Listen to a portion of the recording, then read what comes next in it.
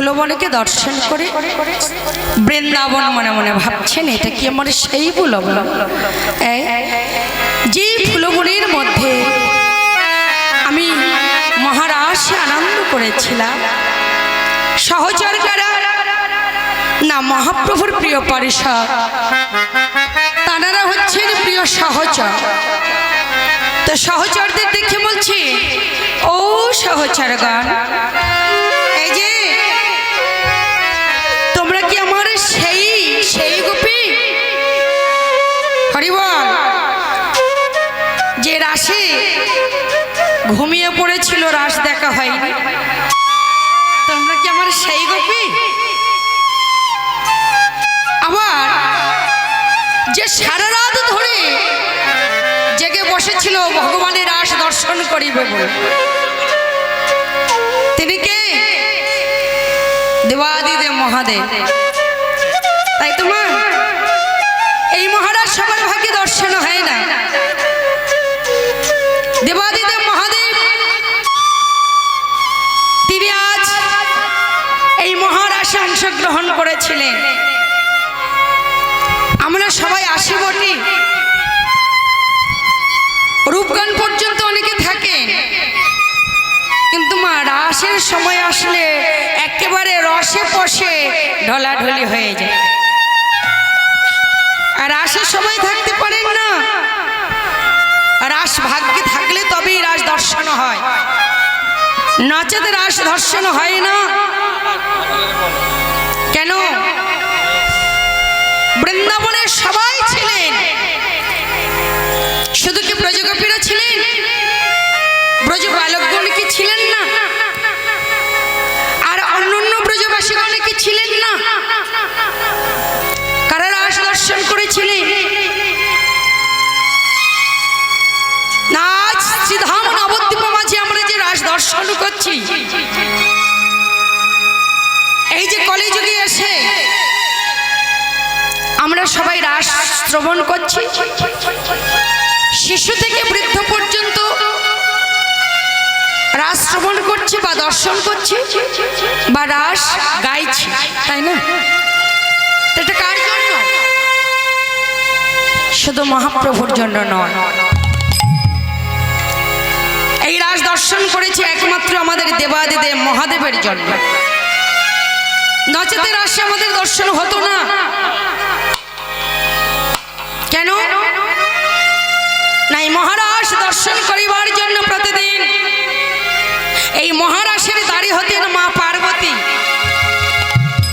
প্রতিদিন মা পার্বতী ভোলানাথকে ঘুম পাড়াইয়ে রেখে মহারাস দর্শন করতে যেতেন। চোরের শতক দিন আর গৃহস্থের একদিন। তো মহারাস দর্শন করতে যেতেন। হঠাৎ একদিন ভোলানাথের এমন গভীর রজনীতে ঘুম ভেঙে গেল। তো যখনই ঘুম ভেঙে গেল, ঘুম থেকে উঠে দেখলেন পাশে সতী নাই। ভোলানাথ মনে মনে চিন্তা করলেন, সতী কোথায় গেল? সতী কোথায় গেল? সতী সতী সতী। পাগলা ভোলার এত সুন্দর রমণী যদি কাছে না থাকে, বাবা সন্দেহ তো হবে। এ গো মা, বাড়ি থেকে বলে এসেছেন তো আজ সারা নিশি মহারাস থাকবো আমরা। সতী কোনো কথার উত্তর দিচ্ছেন না। দেবেন কেমন করে? তিনি তো আর কৈলাসে নাই। এমন সময় বাহিরে দুজন দাঁড়িয়ে আছেন। কে? নন্দী আর ভেঙ্গে। দুজনেই তো বেশ গাঁজাটা খেয়ে বেশ ঘুমিয়ে পড়েছে। এমন সময় ভোলানাথ গিয়ে বললেন,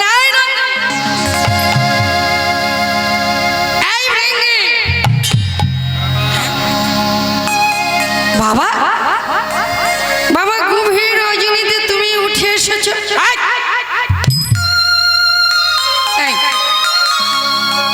তোদের মা কোথায় গেল বলতে পারিস?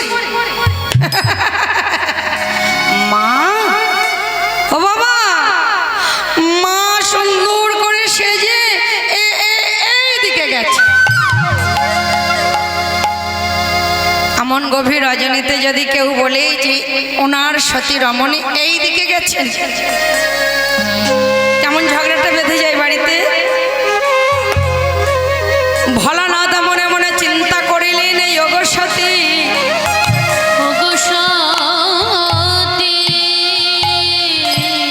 আমি ছাই ভস্য মেখে থাকি বলে তুমি আমায় ভালোবাসো না। তবে কেন, তবে কেন সেদিনে তুমি আমার গলে বড় মাল্য পরিয়ে দিয়েছিলে? কেন কেন আমার জন্য তুমি সাধনা করেছিলে? হরি বল। সতীর বিবাহ দিয়েছিলেন কে মা? আমাদের যেমন ব্রাহ্মণ বিবাহ দেন, লক্ষ্য করবেন, ছোট করে বলি, সতী যখন কিশোরী বয়স হয়ে গেছে, তা কিশোরী বয়স হয়ে গেলে আমা যখন মেয়ে বড় হয়ে যায় তখন সব বাবা মার চিন্তা হয় যে মেয়েকে বিবাহ দিতে হবে। এখন সতী যখন বেশ কিশোরী হয়েছে, তখনকার দিনে ছোট ছোট বিয়ে হতো না। এখন যেমন আমাদের আইন উঠে গেছে 18 বছর না হলে বিবাহ হবে না, এবার তারপরে যাওয়া হয়। কিন্তু তখনকার দিনে বেশ সুন্দরী কিশোরী হলে কন্যাকে বিবাহ দিতে। তা মা মেনকা মনে মনে চিন্তা করলেন, একদিন দক্ষ রাজাকে বলছেন, ওগো মহারাজ, আমার সতী তো বেশ সুন্দরী বড় হয়ে গেছে, সতীকে তো বিবাহ দিতে হবে। তো বললেন, সতীকে বিবাহ দেবো, তেমন উপযুক্ত পাত্র না হলে তো বিবাহ দেওয়া যায় না। তা বেশ, এমন কথা চিন্তা করিতে করিতে দেবর্ষি নারদ এখনো সময়, নারায়ণ নারায়ণ নারায়ণ, একে মেনকা দেবী, হে মুনিবর, আপনি এসেছেন, আসন গ্রহণ করো। মুনিবর আসন গ্রহণ করলেন। এবার মা মেনকা বললেন, মুনিবর, আমার সতী তো বড় হয়ে গেছে, তাই মহারাজের সঙ্গে আলাপ আলোচনা করছিলাম যে আমার সতীকে বিবাহ দেব, সুযোগ্য পাত্র যদি হয় তাহলে আমার সতী বিবাহ দেব। নারদ মনে মনে চিন্তা করলেন, এত বড় ভালো কথা, যেমন তেমন কন্যা যদি হয় তাহলে তো বাবা ভোলানাথের বিবাহ হবে না। এদিকে তো বয়স হয়ে যাচ্ছে, ছেলের বয়স হয়ে গেলে কি মেয়ে দিতে চাই কেউ? হ্যাঁ গো, আছে নাকি এই গ্রামে? আমি দেখছি ওই একটা সুন্দরী রমণী বসে আছে, কিশোরী। এখন সতীকে দেখে দেবর্ষি নারদ বলছেন, আপনার কন্যাকে বিবাহ দেবেন, সুযোগ্য পাত্র আছে। নারদের যেমন কথা, ঘটক তা বলছেন, হ্যাঁ, সুযোগ্য পাত্র হলে বিবাহ দেবে।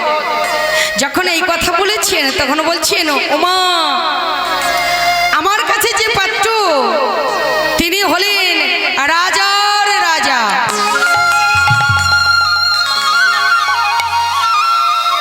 বাবা, রাজকন্যার বিবাহ দেব, রাজপুত্র না হলে তো দেওয়া যাবে না। কি করি বলে, আরে কি করি, সেই ছেলের অনেক বড় ব্যবসা আছে। হরিবল। এখন যখন এই কথা বলেছেন যে ওই পাত্রের, ওই ছেলের যে জলমন্ত্রী আছে সে অনেক মস্ত বড় রাজা, বিভিন্ন রকমের গল্প বলে বলে মেনকাকে ভুলিয়ে দিয়েছে। এখন লক্ষ্য করবেন, যে মেয়ের মাকে ভোলানো যায় তার কন্যাকে ঠিক সেই পাত্রকে দেওয়া যায়, তাই না? তো লক্ষ্য করবে, মেনকা দেবী পাত্রের কথা শুনে একেবারে ভুলে গেছে। ছেলে চাকরি করে, চাকরি ছেড়ে যাবে সে কথা তো কেউ বলতে পারবে না, কিন্তু ছেলে চাকরি তো করে, পরে যা হয় হবে। লক্ষ্য করবেন, মা মেনকা দেবী মনে মনে চিন্তা করলেন, এটা হলো আমার কন্যার সুযোগ্য পাত্র, হাতছাড়া করা যাবে না। হে মুনিবর, আপনি ওই পাত্রের সঙ্গে আমার সতীর সম্বন্ধ করুন।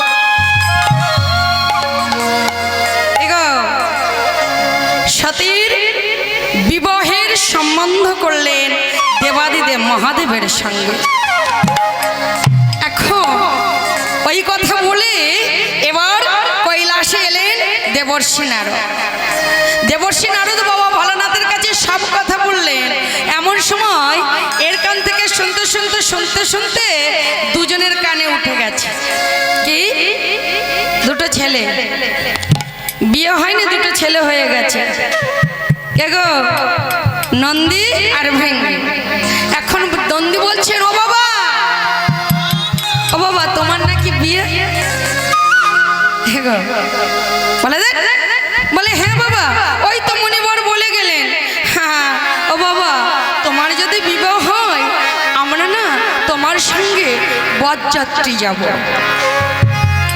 লক্ষ্য করবেন, এখন নন্দী ভৃঙ্গি আনন্দে বলছেন বাবার সঙ্গে বরযাত্রী যাব। হরি বল হরি বল। বাবা মনে মনে চিন্তা করলেন যে একে আমার বিবাহ হয় না, আর এই ছেলে দুটো যদি যায় তাহলে আমাকে আর কেউ মেয়ে দেবে? বেশ বেশ, তো বেশ, তোরা যখনই যাবি তবে শোন, আস্তে আস্তে যাবি। এখন বাবার সঙ্গে তো যাবে। ও মায়েরা, বাবার বিবাহে গিয়েছেন নাকি কেউ? বলে আমি তখন হইনি, বাবার বিয়েতে কি করে যাব? হরি বল। এখন যখনই নন্দী ভৃঙ্গি আনন্দে নৃত্য করছে এমন সময় পিছন দিক দিয়ে আরো বরযাত্রীর অনেকে এসে গেছে। ও বাবা, বলি আমি তোমাদের সঙ্গে যাব, আমি তোমাদের সঙ্গে যাব, বাবা আমি তোমার সঙ্গে যাব, আমি তোমার সঙ্গে যাব, আমি পেটটি ভরে সেবা পাবো, আমি তোমার সঙ্গে যাব, আমি পেট ভরে সেবা পাবো, আমি তোমাদের সঙ্গে যাব। ওমা, নন্দী ভৃঙ্গি তো বায়না করেছে। এখনকার দিনে লক্ষ্য করবেন মা, ভালো বরযাত্রী যদি না হয় তাহলে অনেকে বলেন না কোথা থেকে উঠে এসেছি বরযাত্রী, হ্যাঁ, বাইরে বের করে দেন। তো বাবা মনে মনে চিন্তা করছেন এরা যদি আমার সঙ্গে যায়, এরা কারা? আস্তে, কারো মাথা আছে, ধর আছে, মাথা নেই। আবার কারো এক হাত আছে, এক হাত নেই। আবার কারো বিশাল বড় মূর্তি, তাদের ইয়া বড় বড় সরু সরু কেশ, কি এত বড় বড় দাঁত। কারা এরা? কারা গো? ভূত প্রেত সবাই এসে বাবাকে ঘিরে দাঁড়িয়েছে। বাবা মনে মনে চিন্তা করলেন সর্বনাশ, যদিও বিবাহ হতো এদের জেলায় আমার মনে আর বিবাহ হবে না। হরি বল। যখন এমন করেছেন বলে বাবা তুমি আগে যাবে আর তোমাদের পিছনে, তোমার পিছনে আমরা যাব। এখন বাবার তো সবাই চেলা, বাবার তো সবই সন্তান। সন্তান যদি বায়না করে ও মা, বাবাকে রেখে যেতে পারেন? পারেন না। লক্ষ্য করবেন, বাবা বলেন বেশ, দেখ আমার বিবাহ হচ্ছিল না, একে তো একটা সম্বন্ধ এসেছে, তো তোরা আমার পিছনে থাকিস। বাবা কি করলেন? ষাঁড়ের পিঠে উঠে বরযাত্রী চলেছে। বাবার বিয়ের বরযাত্রী সবাই চলেছেন বটে, লক্ষ্য করবে। আর যখনই বাবা চলেছেন, বাবার সম্মুখে কারা চলেছেন? যত দেবতা, যত দেবতারা সবাই চলেছেন বাবার আগে আগে। বাবা মাঝখানে, পাশে দুজন নন্দী ভৃঙ্গি, আর পিছনে চলেছে যত ভূত প্রেত। এত রাত্রে এটা বাজিও না, যদিও মায়েরা একটু গোপনে চলে যেতে না, আজ যেতে পারবে না। হরি বল। লক্ষ্য করবে, যখন এমন ভাবে চলেছে, যেতে যেতে যেতে যেতে ঠিক মেনকা দেবী শুনতে পেলেন বরযাত্রীর থেকে কেমন একটা শব্দ শুনতে পাচ্ছি। হরি বল হরি বল। সুন্দর করে আনন্দ করে দেবাদিদেব মহাদেব ডমরু বাজিয়ে চলেছে। যখন চলেছে দেবতারা আগে চলেছে। প্রথমে দেখতে পেলেন কে? প্রথমে ঢুকছেন কে? দেবাদিদেব ইন্দ্র। হরি বল। এখন ইন্দ্রকে দেখে মা মেনকা দেবর্ষী নারদকে জিজ্ঞাসা করছে, ও মুনিবর, ইনি কি আমার জামাই? না না, ইনি হলেন আপনার জামাইয়ের বাড়িতে জল দেন। কাজের লোক এত সুন্দর, না জানি আমার জামাই কত সুন্দর। বাহ, কাজের লোক যদি এত সুন্দর হয় তাহলে জামাই না হলে কত সুন্দর। পিছন দিক দিয়ে আসছে, বললেন ইনি কি আপনার আমার জামাই? বললেন না না, ইনি তো আপনার জামাইয়ের বাতাস করে। পবনদেব, সর্বনাশ, না জানি আমার জামাই তাহলে কত সুন্দর। এমনি এমনি করে সমস্ত দেবতারাই এসে গেছেন। ঠিক এমন সময় বাবা ষাঁড়ের পিঠে উঠে বাবা হো হো হো হো হো হো হো হো হো হো করে গো ভোলা বাবা, গাজাকে হো হো হো হো করে গো ভোলা বাবা, বাবা আমার হো হো হো হো করে বলো ধনে হরিবা। গাজাকে হো হো হো হো করে গো ভোলা বাবা।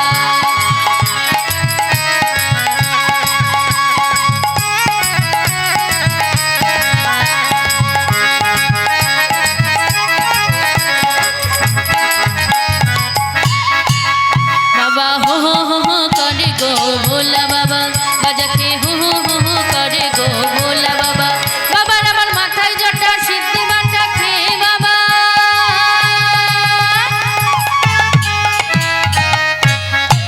বাবা আমার মাথায় জটা চুলগুলো সব গোটা গোটা, ও বাবা গাজাই দো মারে গো ভোলা বাবা, ও বাবা গাজাই দো বলো ধনে হরি হরিবা।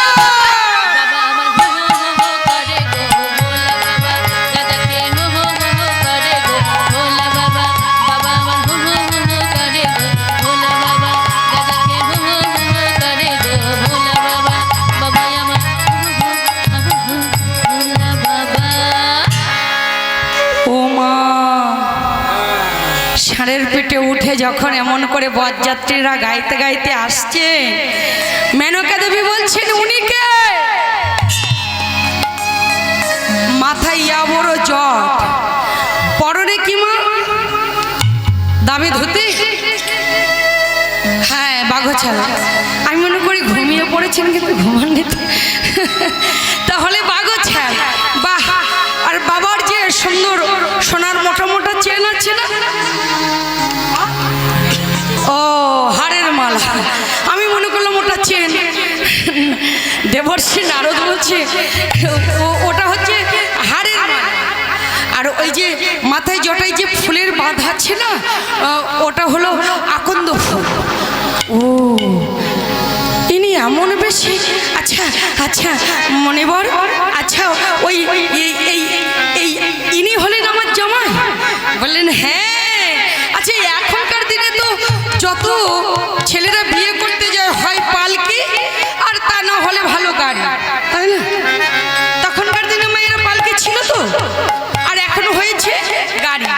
আবার যে খুব একটু ভালো অনেকে ঘোড়ার গাড়িও করে। আচ্ছা এই আমার এই জামাইয়ের কি কিছুই নেই? বলে কেন?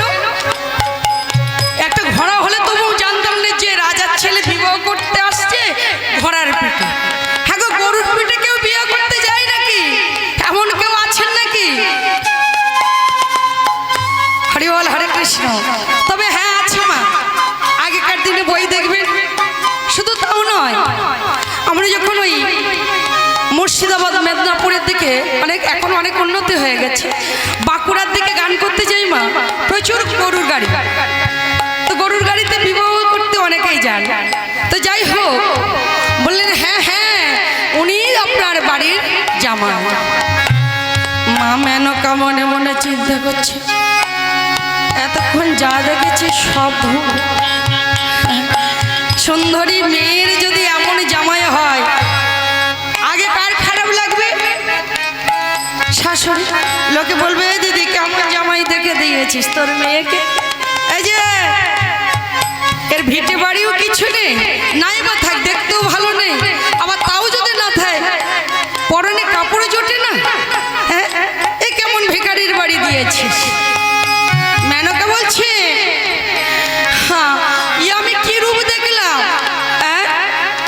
সর্বনাশ।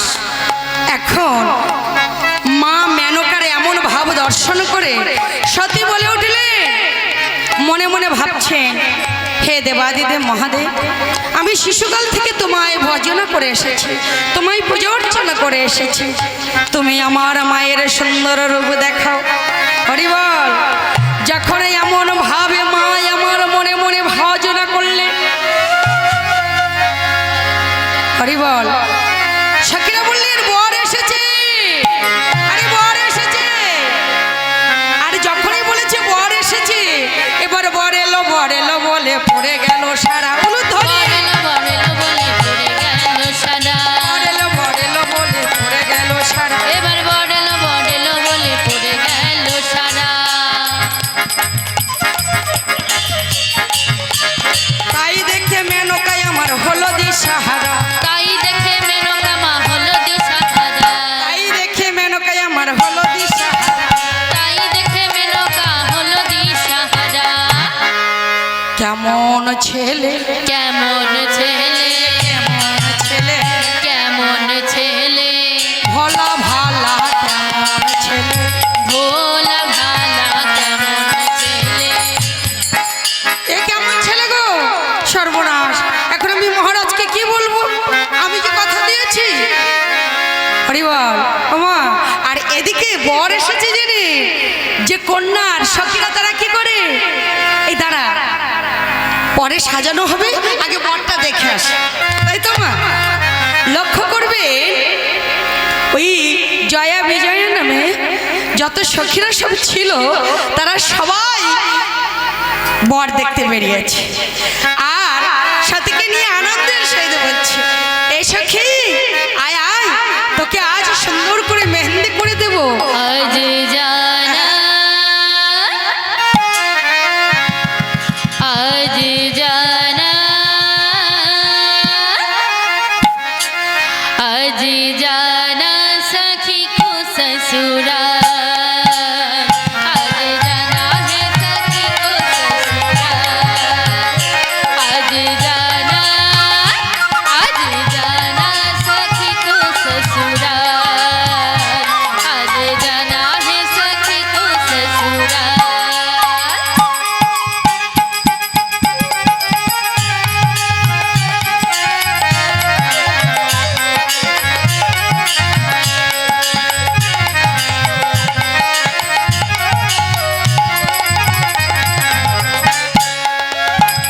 सुनो रे सखी गाओ रे सखी, सुनो रे सखी, ओ सुनो रे सखी गाओ रे सखी, सुनो रे सखी गाओ रे सखी, डमरू के ताल। आज जाना, आज जाना सखी को ससुराल। आज जाना है सखी को ससुराल।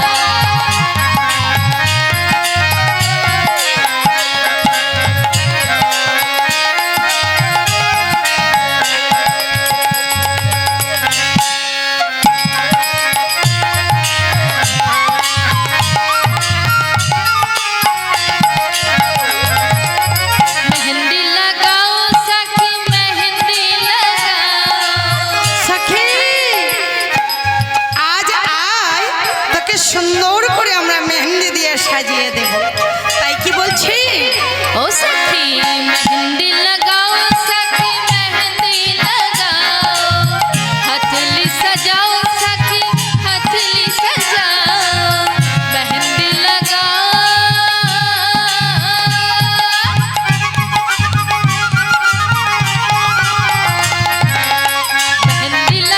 मेहंदी लगाओ सखी, मेहंदी लगाओ। हथली सजाओ